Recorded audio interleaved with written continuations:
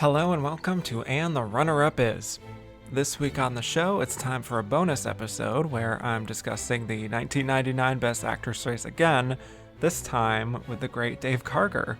So I had originally scheduled Dave to record the main show episode for this year, but he couldn't commit to the full And the Runner-Up Is experience, watching the 5 movies, recording for 3 hours. He's very busy.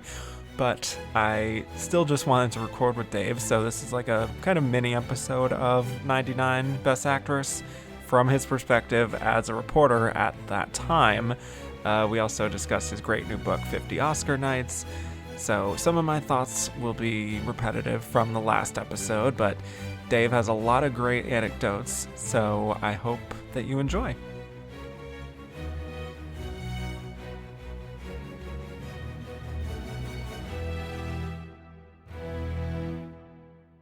My guest today joined me for an episode of the Best Picture series way back in the day. He is one of the hosts at Turner Classic Movies, and he just published a fantastic new book, 50 Oscar Nights, Iconic Stars and Filmmakers on Their Career-Defining Wins. So thrilled to welcome back to the show, Dave Karger. Thank you, Kevin. It's great to hear you. It's great to see you. Happy to be here. Yeah. And yeah, truly congrats on this great book. I've been really loving it. Just even looking at, I love how you have the stars. You do have a Hilary Swank here, a great one for her. You have Sally Field, Julia Roberts, but you also have these great below the line people like, Kevin O'Connell, who finally won after 22 years, and like Hannah Beachler and Jessica Yu. So I love that it's not just the stars. It's kind of like honoring all the different fields. Thank you so much. I love that you mentioned Kevin O'Connell because he's probably my favorite chapter in the whole book, the sound mixer who, as you mentioned, won an Oscar finally on his after losing 20 times. I just love his interview. But yeah, I tried to get as many of the big stars in there as possible, including Hilary Swank. Yes, indeed. Okay, well, before we talk 1999, let's talk Best Actress as a category. So, Dave, very curious to hear from you. What would you say is your favorite Best Actress win of all time? That's pretty easy for me. It's Meryl Streep for Sophie's Choice. I don't think there's ever been a better performance put on film by anyone. That one just bowls me over every time I see it. So I'll put a shameless plug. I was so happy that Meryl Streep agreed to be in my book. And when I asked her which Oscar win she wanted to talk about, because anyone who has more than one Oscar, I gave them the choice of which year they wanted to discuss, and she chose Sophie's Choice. So I'm sure it was Sophie's Choice for her, but it wasn't for me. I was so happy that she agreed to talk about that one. I just don't think there's ever been a better performance. It's just so moving and so powerful, and it's astonishing what she did in that film. Yeah. And also in your book, you appropriately have that save the best for last. Very appropriate. Yeah. And you would be surprised how few people actually do say Meryl Streep at Sophie's Choice for this pick. I think a lot of people like to spice it up a little bit and try to come in with a fresh new take with things like this. But, she is the standard for a reason. You know what I mean? Predictable if Yeah.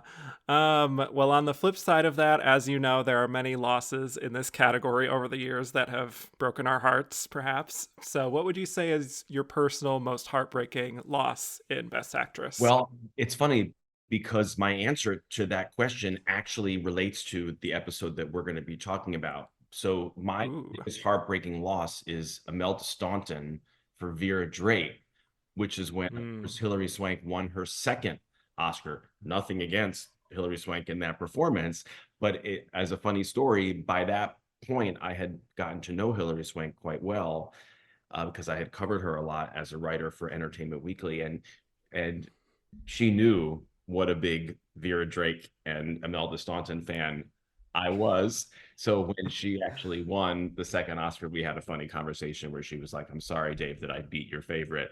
But I just think there's something about that performance by Imelda Staunton. I just love all the Mike Leigh movies. I love Brenda Blethyn in Secrets and Lies. That would be up there for me too, as someone who didn't win. She lost to, I think, Frances McDormand for Fargo. But there's that Imelda Staunton performance. I just love that performance. I would have loved to have seen her win. Yeah, that is the word that comes to mind with that performance is shattering. Yeah. That's just such a heartbreaking, just like you can imagine even what she went through and even filming that. Oh. But Yeah, it's heavy, heavy stuff, and I think maybe a little too heavy for Oscar voters at times, perhaps. But then again, Million Dollar Baby, it's pretty heavy too. So that'll be an interesting year to cover in a few weeks, actually. But great choice. Love that pick. But let's talk about this year at the Oscars, the 72nd Academy Awards. So the nominees were Annette Bening in American Beauty, Janet McTeer in Tumbleweeds, Julianne Moore in The End of the Affair, Meryl Streep in Music of the Heart, and Hilary Swank in Boys Don't Cry, with the winner being Hilary Swank. So just curious your overall thoughts, maybe just on this lineup as a whole. I like it. I think it's very kind of indicative of this mid to late 90s time frame. This was just to put it in perspective for in my life. I was a writer at Entertainment Weekly. I had started writing about the Oscars in 1996 for them. I started going to the Oscars in 1998. So I was actually at this particular ceremony. This was the third one that I went to. And the very first one that I went to was the Titanic year. So I was writing about the awards at the time. I was doing the predictions for the awards along with my colleague Mark Harris. And this was a tough year to predict this category, as I'm sure we'll talk about.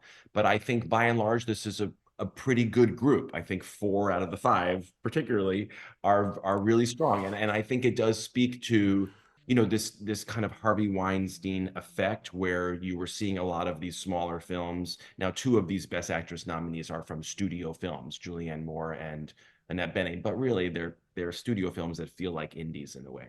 Whereas the other 3 were from, more independent distributors like Miramax or Fox Searchlight. But I think overall it's a pretty good lineup. Yeah, I don't know if this is a super stellar year in Best Actress ultimately. I think we do have a great race at the top here that was certainly compelling and performances that I do believe hold up today. But it's been like this weird history repeating because it's a similar situation of like 1989 and 1979, ironically, like end of the decade stuff, where it's like there are these 2 major contenders for the win. And then the other 3 sort of feel like happy to be nominated, don't have much of a shot of winning. To have Hilary Swank and Annette Bening here in their first matchup is very exciting. But yeah, I'm also interested in getting into our discussion of the other 3. We have Meryl Streep getting her requisite nomination here. We have Julianne Moore getting her first in lead in a movie that personally I don't see a lot of people revisiting much nowadays compared to her other nominations. And we have Janet McTeer in one of her rare leading roles on film in a smaller independent film, sort of like Boys Don't Cry. And yes, speaking to what you were saying there, it is a fascinating blend of the studio films, the American Beauty, DreamWorks. You have those smaller indies. And I think you have what's continuing to emerge with, LGBTQ storytelling on screen in these major films, which we'll see much more of going into the 21st century. So a lot of interesting narratives going on this year. Very eager to break these down with you. So shall we jump right into it? Sure. Okay, well, we're starting first with Annette Bening in American Beauty. So, American Beauty is a suburban drama about an average white middle class family, the Burnhams. Kevin Spacey is Lester, who is going through a midlife crisis and sort of questioning his worth. His wife, Carolyn, Annette Bening, is a very, very driven real estate agent who likes everything to be picture perfect, even while things at home are anything but. And they have a daughter, Jane Thorburch, who doesn't seem to like her parents very much, especially when her father takes a very creepy liking to her friend Angela, who's a high schooler. But for Carolyn, she's unsatisfied with her life, and she goes on to have an affair with the local real estate king in her area, played by Peter Gallagher. And of course, the affair eventually comes out. So there's a lot we can talk about with American Beauty, obviously, a lot to unpack, but we are here for Annette Bening. Dave, thoughts on Annette and her long, illustrious career and her performance here in American Beauty? I'm a huge fan of hers. I always have been. I think this movie was a huge step for her. I think, decades from now, I think this will be the one that she might be most remembered for. And I think there's something about the combination of her with Alan Ball's writing that is spectacular. She just sunk her teeth into it and was able to play every color of what Alan was writing. And I just think it's so astonishing that for these filmmakers, this was their first movie. Alan Ball, who was a sitcom writer on Sybil and Grace Under Fire, this was his first published screenplay. Sam Mendes, who was a big theater director, doing Cabaret and Company over in London, this was his first movie as a director. But because they cast these actors like Kevin Spacey and Annette Bening, who had such theater backgrounds, such great theater backgrounds, I think it allowed them to really add so much to it. I think it's a shame that with the Kevin Spacey of it all, this is a movie that people don't talk about or they don't respect or remember as much as they could and should. I think this is one of my favorite movies ever. And I think it's important to kind of separate the personal from the professional in a case like this. But Yeah. I remember being very conflicted about the whole Oscar race. I mean, we'll get to that later in the episode, but I would have been very happy if either of them had won. I mean, and obviously American Beauty was the juggernaut of the season. It got 8 nominations and it won for Best Picture and Director and Screenplay and Actor and I think Cinematography.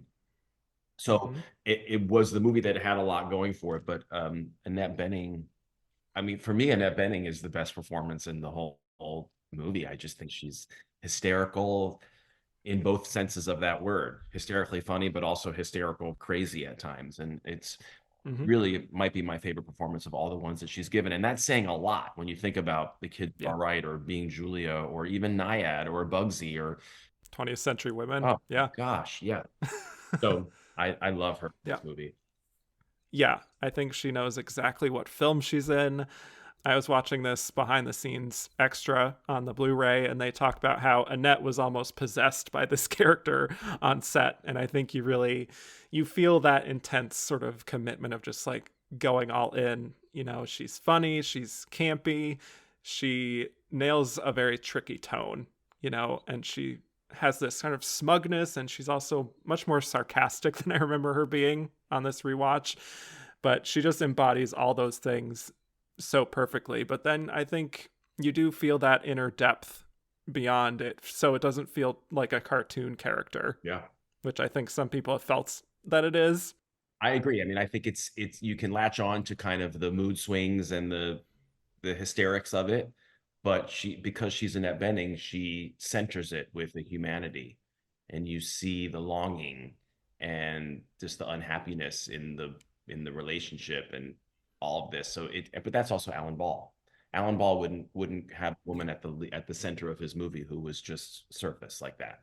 So that's why I think they're a great combination, because he can write it and then she can bring it to life.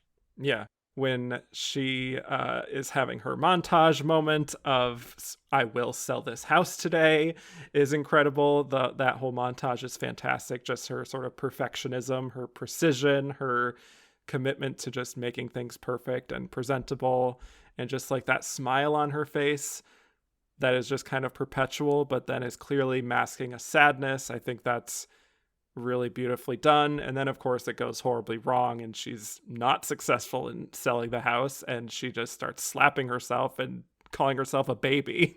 It's amazing. Yeah, the moments by herself are great. The moments with Kevin Spacey are great. She nails it through and through. I also enjoy her moment when she's singing "Don't Rain on My Parade" in the car. Yeah, right. Which I think she kind of suggested to Sam Mendes or Alan Ball. I don't remember which, but she kind of wanted that moment for herself. Yeah, she just brought everything to it. I think she would probably look back and even say that was a highlight for her.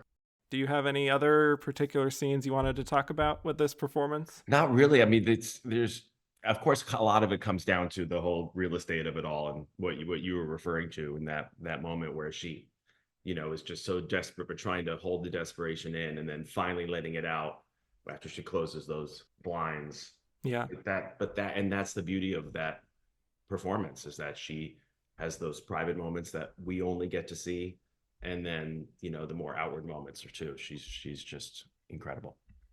Okay, let's move on to our next nominee here, Janet McTeer in Tumbleweeds. So, Tumbleweeds is about a single mother, Mary Jo, played by Janet, who hails from Tennessee, and she keeps moving from place to place with her daughter, Ava, played by Kimberly J. Brown, as Mary Jo deals with bad relationships, which cause her to flee.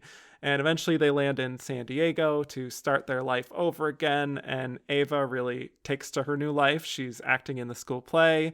Meanwhile, Mary Jo gets into another relationship that seems ill fated and is thinking about uprooting again, but Ava finally puts her foot down.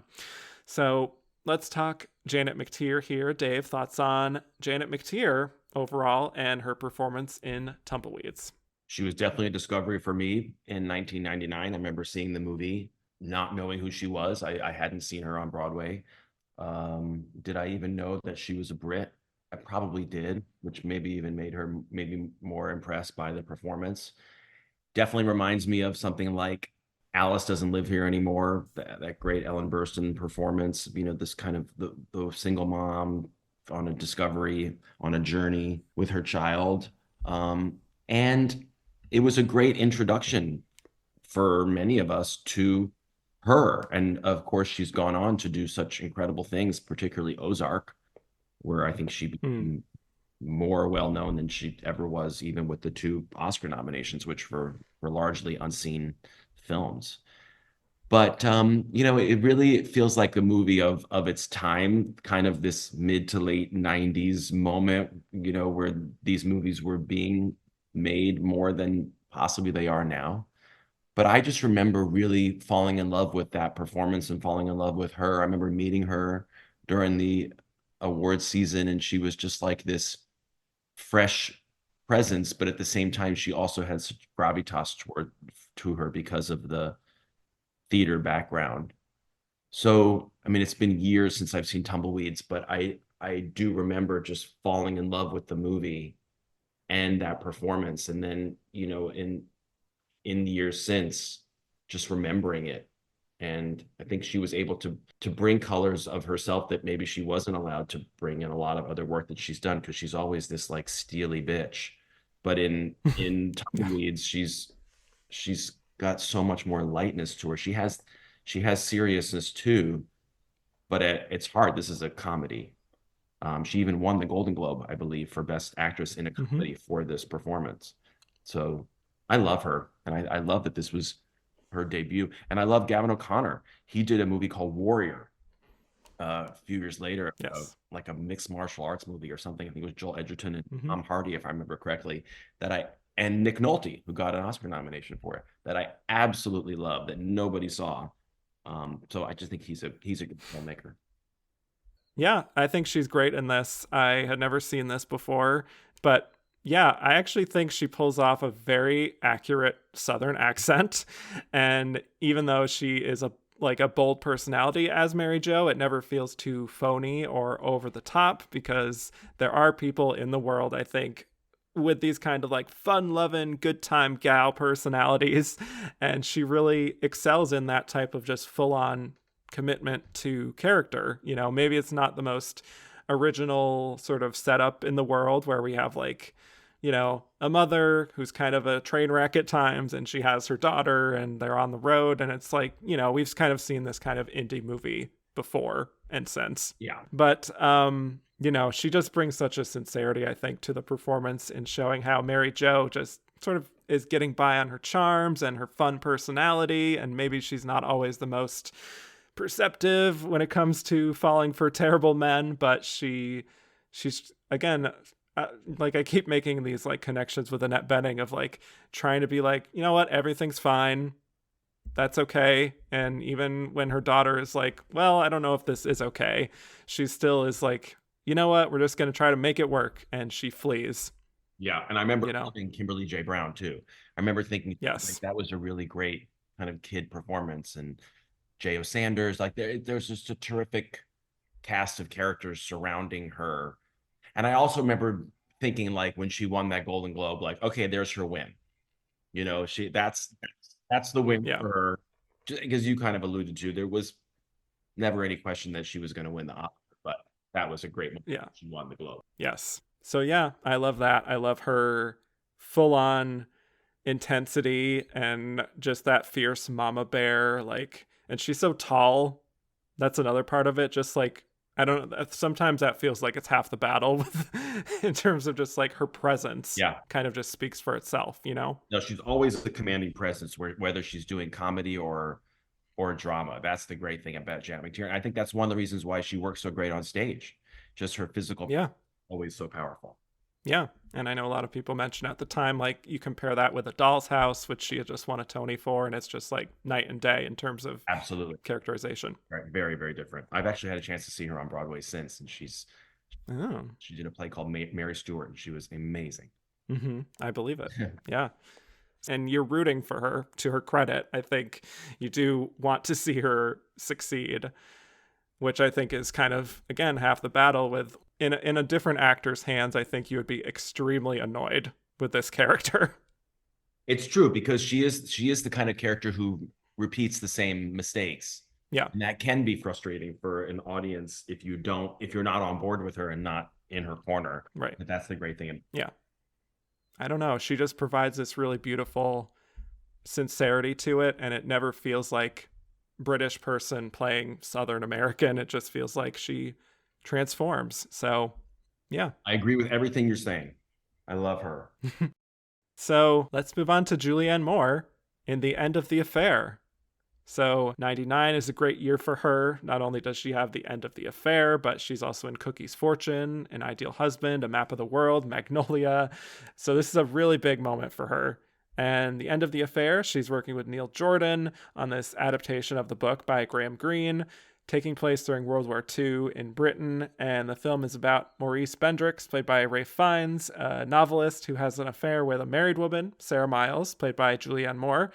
And the affair continues for years until she abruptly ends it one day. And eventually, her husband wants to hire a private investigator to figure out if Sarah is having an affair.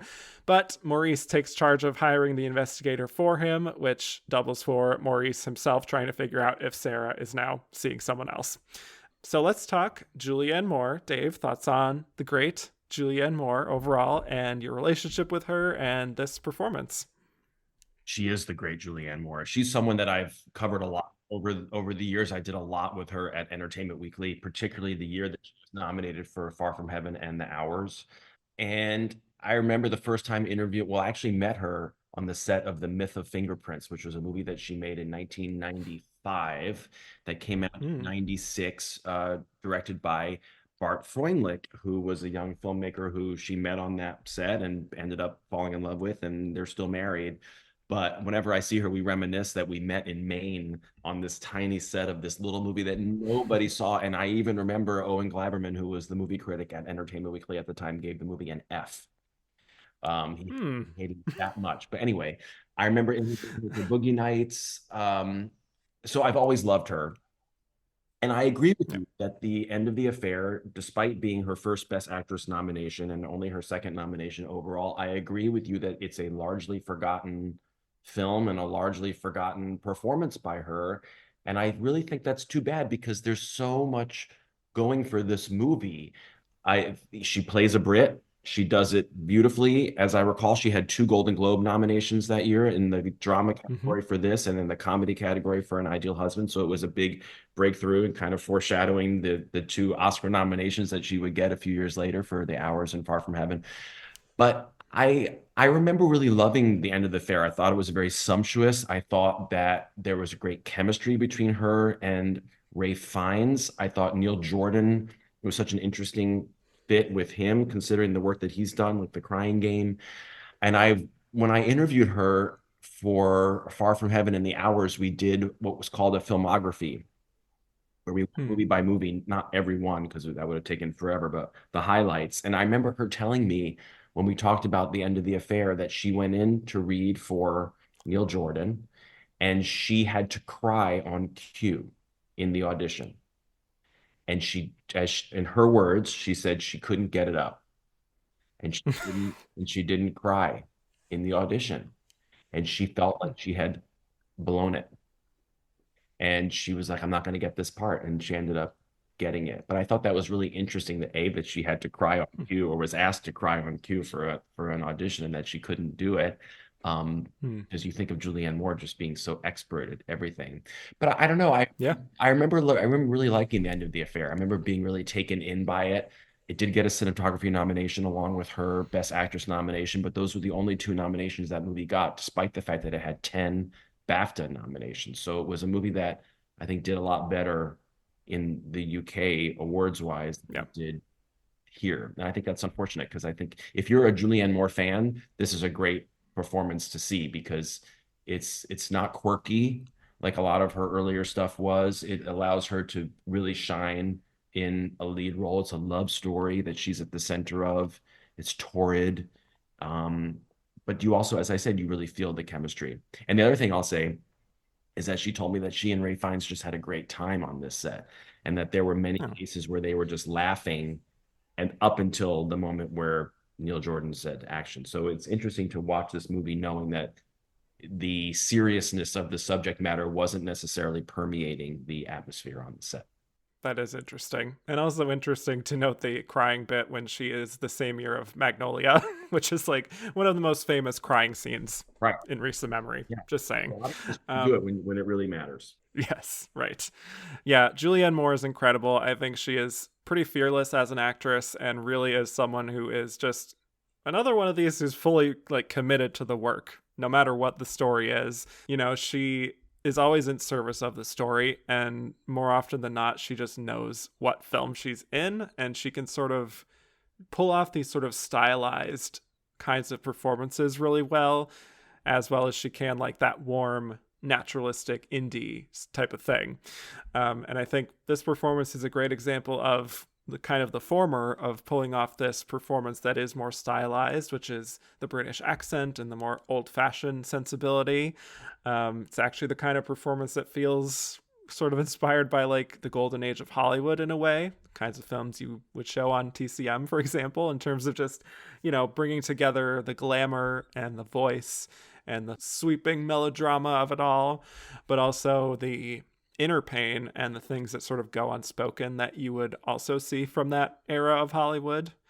And it is interesting to talk about this in the context of this because it's again hard to deny that Ray Fiennes is the number one lead here, and he does get more of the focus, sort of like with the Annette Bening situation. And there is a vagueness to the character of Sarah that I know is intentional in the first half of the story, but I think once you get to the end, I feel like you do get a sense of who this woman is, and she is working within the limitations of the script for her because it is so much from his perspective, Mm. to the point that it feels like a true precursor to that Far From Heaven, The Hours, Unhappy Housewife, specifically in the 50s sort of thing that she sort of made into her own little industry in a way that year. Yeah. But yeah, there's just a very earnest romance that she brings to it and this sort of melancholy that I think really works.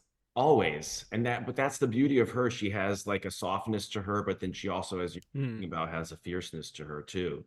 And it's interesting. I mean, you wonder, did that nomination happen because it was, a weaker year? I don't think so. I think even in a stronger year, I mean, who did Julianne Moore and Meryl Streep get in over? Like Sigourney Weaver for A Map of the World, or you know, Reese Reese Witherspoon? for Election, or Julia Roberts for Notting Hill, or something like that. Sure. So actually, I actually think there was some decent competition. So I don't think this is like a filler. I'm not saying you're saying this, but I don't think it's like a filler nomination. I think it's a very well deserved nomination.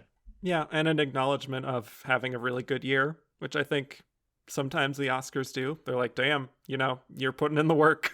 Certainly in the early days, I think there was a lot of examples of that. The very famous story of Thomas Mitchell, winning for Stagecoach Yeah. in the year where he was in like three of the Best Picture nominees, or four, or something like that. So whereas the Academy doesn't allow, you have to be, of course, recognized for one movie, which was not the case at first. So yeah, so maybe there is something to that. And of course, she was never going to win that year. Hmm. But I'm glad that's her first lead nomination because it's terrific. Yeah, it's solid. I think it's underrated work from her, even if I do think she does better work in Far From Heaven and The Hours, and even Still Alice. This is a definitely feels like a good starter lead nomination for her. Shall we move on to Meryl? Sure. So, Meryl Streep in Music of the Heart, getting her 12th Oscar nomination here. She's now tied with Katharine Hepburn for the most ever acting nominations. There's quite a story behind her involvement in Music of the Heart. So, the movie was directed by Wes Craven, and this is his passion project and that he really wanted to do and was able to do because of the success with the Scream movies. He got involved with Miramax, who are now the biggest Oscar players in town, and he proposes this idea of directing a narrative version of the documentary Small Wonders, which came out in 1995 about Roberta Guaspari and her work as a violin teacher who founded a music education program in inner city public schools in New York. So Meryl was not the first choice for this. It was actually Madonna who was cast in this role, and she got pretty far into the process, even taking violin lessons, but she ultimately had what they call creative differences with Wes, and she left the production. In comes Meryl to save the day, and she commits to learning the violin in a very short amount of time. So, yes, Music of the Heart tells the story of Roberta, who is separated from her husband and a little bit lost in life until she gets this opportunity to be a substitute music teacher at this inner city school in East Harlem. And she takes on a disciplined approach, you could say, and motivates them to learn to love the violin. And it blossoms into this very successful music program. After the board threatens to end the program, she rallies the students and parents and teachers to save it. So, Meryl Streep, tell me your thoughts on Miss Meryl Streep overall and her somewhat forgotten, perhaps, performance here in Music of the Heart. Well, she's my absolute. Yes. When it came to the book, I knew I could not write a book called 50 Oscar Nights and not have Meryl Streep in it. So I had to be very persistent to try to get her in the book. She wanted to do it. She was just very busy. I extended the deadline for her, finally got her. Of course, talked about Sophie's Choice. Funnily enough, Music of the Heart did not come up in our conversation. Fair. So I think she's amazing. And it makes sense that she's the most nominated performer of all time. She's the best. Like, there's nobody better. Mm-hmm. And when it comes to Music of the Heart, the bottom line is that she did as good a job as anyone could do in a movie like this. That was, a narrative version of a already made documentary that was Harvey Weinstein doing Wes Craven a favor, not a genre that he's known for or, the most comfortable with. A very cliche story, very kind of cliche scenes, cliched beats. It's almost shocking that Meryl Streep is in this movie. She's fine in it, but it's like her and Gloria Estefan. You're like, what? It's to hear you talk about it, the whole backstory makes a lot of sense because it feels like something she just did because she had a couple weeks off or something. That's probably not true, but that's what it feels like. So, if you go online and you look at like Meryl Streep's 21 Oscar nominated performances ranked, this one's always near the bottom. And I don't think that's anything against her. It just doesn't feel like a kind of movie that she was able to really give her all to just because of the basicness of the storyline and the plot line. But it's sweet, and it got 2 nominations. I think the song got nominated. Yep, Diane Warren. Hey, what a shock. And that was a busy year for the Miramax Harvey Weinstein machine. They had Cider House Rules, which had 7 nominations. They had Talented Mr. Ripley, which I remember that year. That was kind of the surprise that Talented Mr. Ripley had not gotten nominated for picture or director. I think the Mile might have kind of snuck in there and gotten that spot. As far as female actors are concerned, Meryl was their golden goose that year. So they, I'm sure, put a whole bunch of resources behind that campaign, and she got that 12th nomination, and it's great for her. Yeah, I don't actually have much to say about this one, unfortunately. I think this pretty solid Meryl Streep performance because more often than not, Meryl Streep puts in good work. I do think that other than her adeptness with the violin, that this is just one that I don't find very memorable or outstanding necessarily. Again, she's good. I think there's even some little bit of accent work she's doing, kind of trying to flatten her voice to a bit of a New York thing there that's maybe noteworthy. But I kind of think the movie doesn't do her many favors. I think it's a fine movie. It's very much part of that long line of inspiring teacher movies. And I think even there's a comment in the film about like white teachers coming in and teaching black students the ways of the world. So I guess there's self-awareness there, but I don't think it really transcends that beyond that one comment. So that's It's not great. the pre Moonlight depiction of that subject matter for sure. Yeah, yeah, and filmed in a very straightforward, crowd-pleasing fashion, which is fine. I think usually Meryl is able to really elevate films that don't have a lot going for them outside of her performance, and that's sort of true here, but it's not one of my favorites from her. And I think what makes it tricky is that I do still think it's good, and she's clearly put in the work to make her really feel like she's studied music all her life and that she has this sternness. All of that is good stuff. But I would also say, like, there are a lot of good lead actress performances every year, and not all of them are nominated for Oscars, Right. if you know what I'm saying. There is an automatic kind of feeling to it, but it also shows you that even with, not the best material, Meryl Streep is Meryl Streep, as you said, and she can bring a lot to it even when it's doesn't have a ton going for it. Yeah, that's the thing. I feel bad saying it, but I don't have a whole lot of noteworthy stuff to say about Meryl's performance here, other than great job with the violin. And that's okay. Yeah. So I think it might be best to move on to our winner, shall we? Yes. Okay, so Hilary Swank in Boys Don't Cry. Notable for many reasons, especially because of the way or because of the character she's playing and showing how far we've come in film, while also showing maybe how far things still have to go.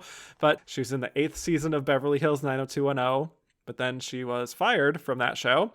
And that's when she found out about Boys Don't Cry and how Kimberly Pierce was looking for someone to play Brandon Tina, a real life trans man who was brutally murdered in 1993 for this adaptation of his life and the tragedy of his death. And so she threw herself into convincing Kimberly Pierce that she was the one who could do it. She underwent vocal training. She went out dressed in stereotypical men's clothing just to live in that sort of skin for a while. She talked with LGBT centers and really just committed to getting it right.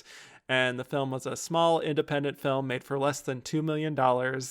It follows Brandon Tina, who's a transgender man living in Nebraska. He meets and then befriends this gang of friends, 2 of which are ex-convicts, John and Tom. And there's also Candace and Lana. He falls madly in love with Lana at first sight, and the 2 of them have a romantic relationship. And all the while, Brandon is fearing that he may be exposed and wondering what might happen after that. And when it does eventually come out, it ends in a very, very brutal tragedy. So let's talk our winner here. Hilary Swank, Boys Don't Cry. Your relationship with Hilary Swank, you alluded to it earlier. You have a solid relationship with her. Would love to know just your kind of relationship, your thoughts on seeing her big Star is Born moment this year. Yeah, I mean, yeah. So full disclosure, I call her a friend, so I should preface everything I'm about to say with that. So I met her right when Boys Don't Cry came out in theaters. It had played some film festivals, and then it had a big premiere at the New York Film Festival in the fall of '99. And I was assigned a feature on her for Entertainment Weekly, and I was like, okay, like I guess I'll go see this movie. And I went to the premiere in the New York Film Festival, and it wrecked me, as it did many people. And they wanted me to meet her at the party afterwards, and I didn't even want to talk to her at that point. I was too emotional. I wanted to see her, to know that she was there, having seen the movie and seeing what happened to the character that she plays. I just wanted to lay eyes on her. And then we had lunch a couple days later, the next day or a couple days later. And I'll tell you a real quick story that I'll never forget. So we had lunch and we did the interview. And this was back in the day where, I had an expense report. And the way it worked, if you were a writer and, the receipt would come, you would pay the bill with your company credit card, and then you would write on the receipt who you were taking out to lunch or dinner so that you could remember later on when you were filing your expense report who this was that you were entertaining. So I remember the bill came, I paid it, and I wrote on the top of the customer receipt, Hilary Swank. And she's looking over at me as I'm doing it. And she said, "Wow, you know that my name only has one L." Oh, And I thought, this is how new she is. I mean, and wow. her career was not going great. I mean, I'm looking at the chapter where I interviewed her in my book, and she says, "I couldn't break into movies. Only movie stars would get movies at that point."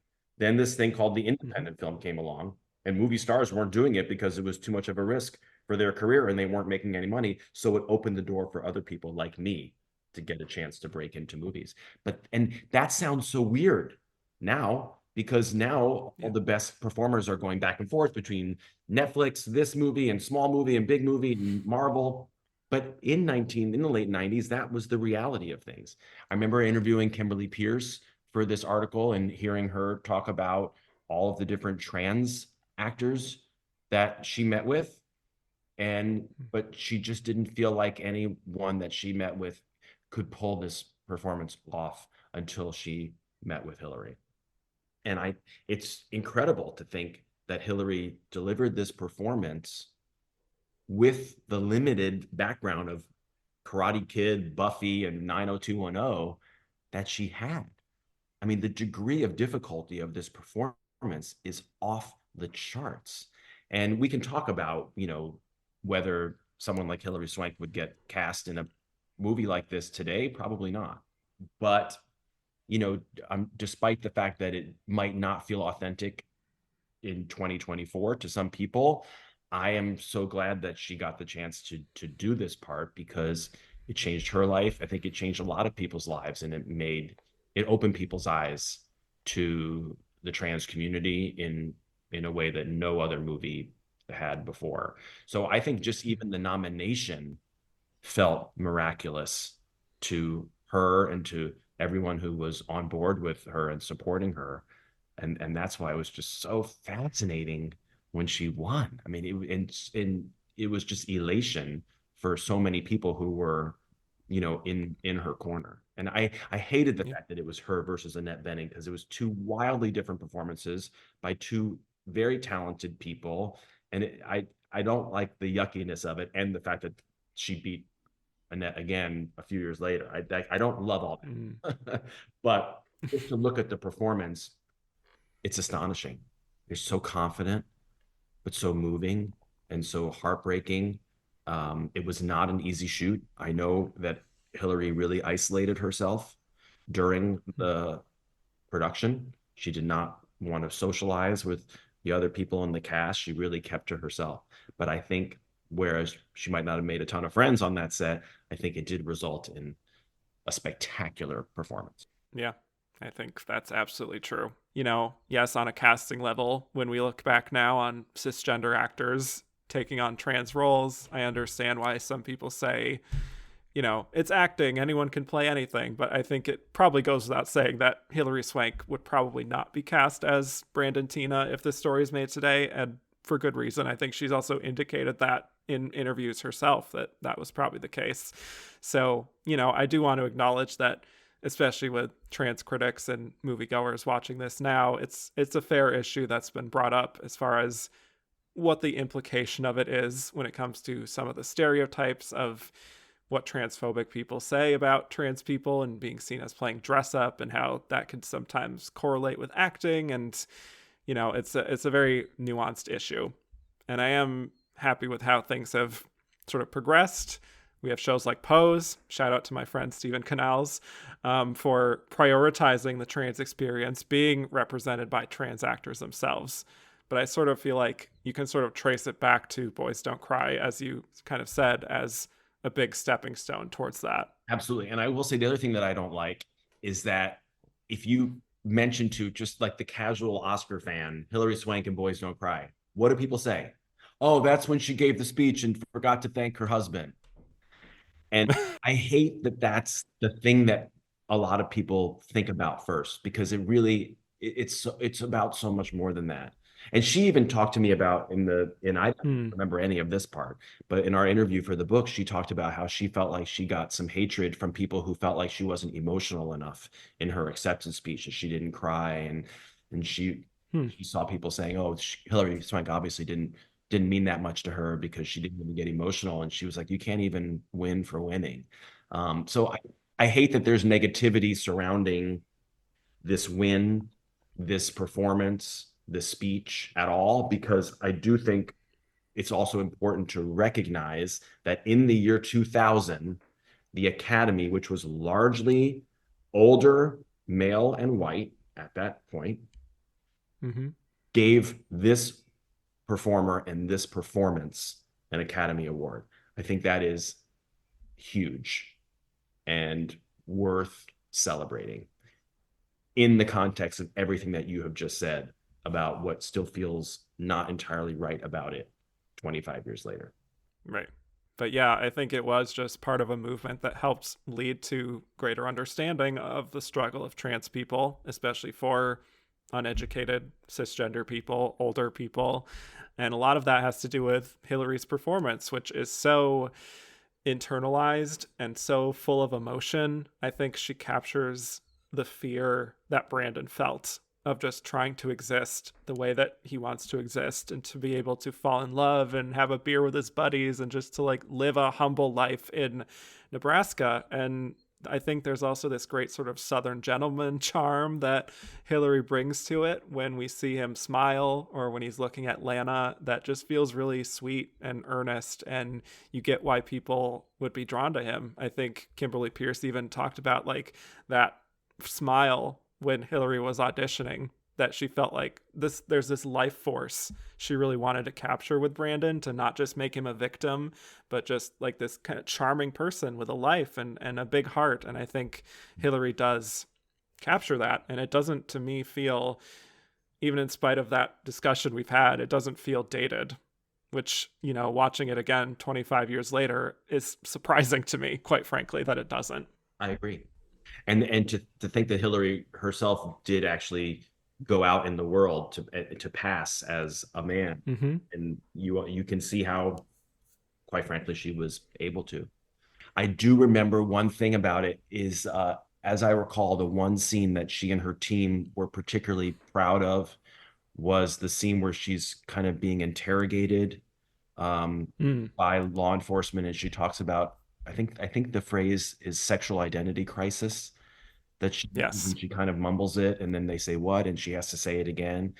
And it's interesting because if my memory serves me from 25 years ago, they held that scene back from any award show, where they do like the Oscar clip or whatever, right? They held that scene back until the Oscars. They wanted that to be the moment for the Oscar clip, but they never Hmm. allowed it to be shown in any other awards like the Golden Globes or the Screen Actors Guild. But they felt like Well, that was the most powerful moment. So I think when you go back, I don't think you can see the actual clips that they showed on the YouTube because they, for no. reasons, but as I recall, that sexual identity crisis moment was the one that they saved for the last award show, the Oscars.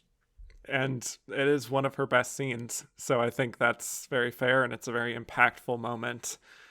Just the raw emotion on display of what Brandon is going through there, and him trying to sort of, after, before, when we're actually seeing the rape happen in the field, and him trying to negotiate his way out of that, it's just really horrific. And then when he is retelling it to the cops, who are so uncaring and kind of irresponsible in their questioning, and asking why he was running around with guys and obviously misgendering him, and him just being like nearly unable to speak and with tears welling up. It's just really, really tragic. Just really like a lump in your throat through the last act of this film. And that's the beauty of the performance, because early Mm-hmm. on it's all bravado, right? And Right. James Dean, and the euphoria of living his life this way that feels real and authentic and true to him, and then to see it all come crashing down because only of these outside forces that will not and cannot understand and accept him. That's what I think makes this characterization, the movie, the performance so powerful and memorable. Hmm. But I still doubted whether it was going to win. Hmm. That's why this particular season, I think, in this category, had so much anticipation surrounding it. Yeah. Well, let's get right into it here just to explore why Hilary won. For the precursors, Hilary Swank won a bunch of Critics' Awards, including Critics' Choice.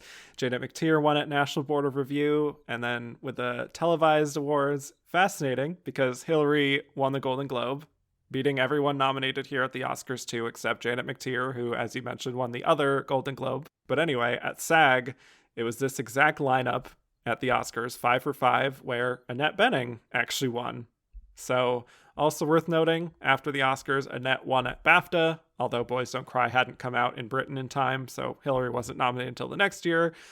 Either way, it was seen as a real battle between the two heading into the Oscars. Janet McTeer kind of trailing behind them as a bit of a dark horse, but not really in contention necessarily. So, why do we think Hilary Swank was our winner from this group? Well, with 2020 hindsight, I think it was two things. I think it was the subject matter helping her, and I think things were beginning to turn, for the better in that. But I also think it was the transformation. And I think in a tight race, voters will vote for the performance that has the bigger physical transformation, where Annette Bening didn't have that. And I went back, and it's weird. This was, as I mentioned at the beginning, this was in the time where I was doing the predictions for Entertainment Weekly, and I don't still have that issue. This is 24 years ago, but I remember exactly what I said, word for word, in the predictions, because I was predicting Annette Bening to win.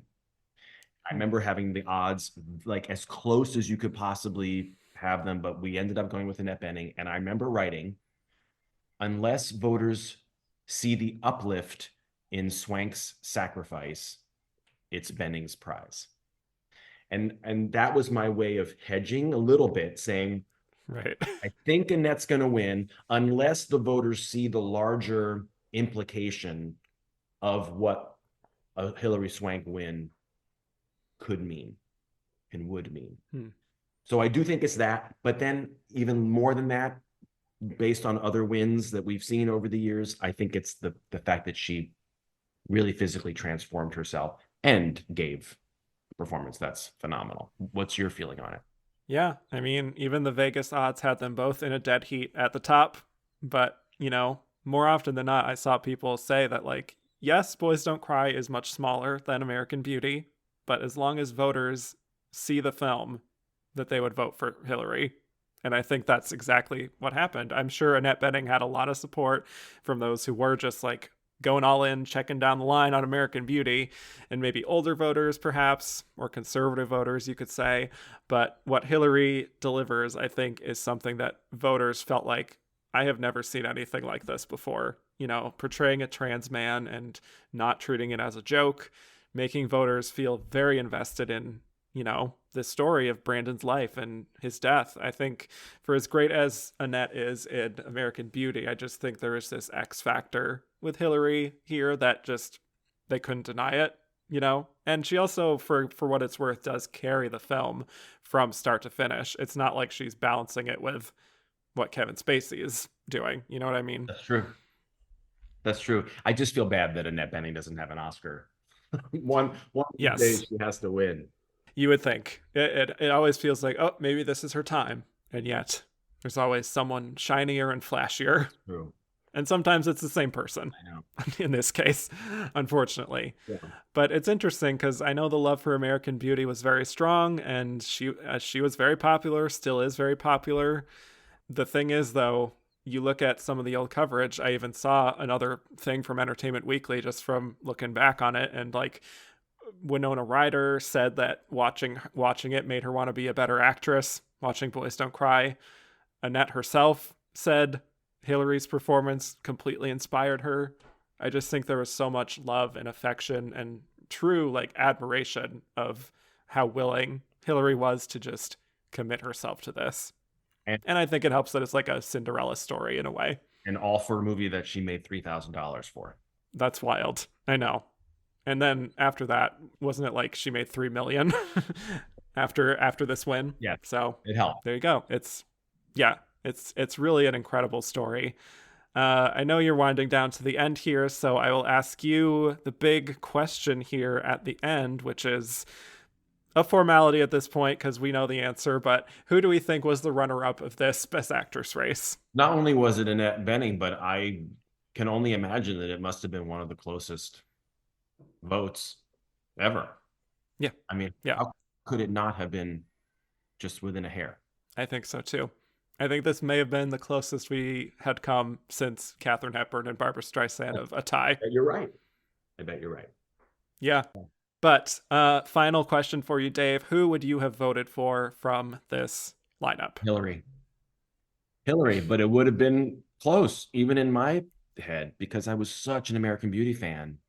But as I said, there was just something about the movie Boys Don't Cry and that performance that really got me. Yeah, I feel that. How about you? Well, this was one of those where I'm just like, I wish I could split my vote in half and give it to both of them.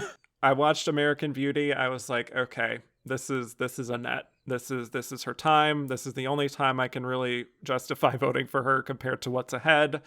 But then when I watched Boys Don't Cry again, I'm like, ugh, it's so incredibly transformative. And not only that, but just so from the heart, what she pulls off in that performance that is so, so special. So I think I would have to vote for Hilary. I really do. Yeah, in a squeaker. Right. It would be Hilary. But Annette, I love you. One of my favorites of the 90s as well. So I wish they'd come out in different years somehow. True. Well, Dave, thank you so much for doing this. This was really fun. Pleasure. Great to see you. Tell people where they can find more of you on the internet. I am on Instagram and X at Dave Karger, Karger. You can see me on Turner Classic Movies every Saturday during the day and every Monday at night. And I'm very proud of my book, 50 Oscar Nights. So people, I can only imagine, I would hope people listening to this, some of them have actually seen the book because it's right up the alley of everybody who listens to your podcast. But it's new interviews with 50 Academy Award winners, from Hilary and Meryl all the way down to Spielberg, Scorsese, and Hannah Beachler and Kevin O'Connell. It was a lot of fun to do. Thank you all so much for listening. You can find me on all platforms at Kevin_Jacobson. The show's at Oscar Runner Up on Twitter, Instagram at And the Runner Up Is. Rate, review, and subscribe if you haven't already. And if you liked what you heard, go to patreon.com/And the Runner Up Is, where you can hear a whole bunch of bonus episodes. So with that, I'll bid you all adieu.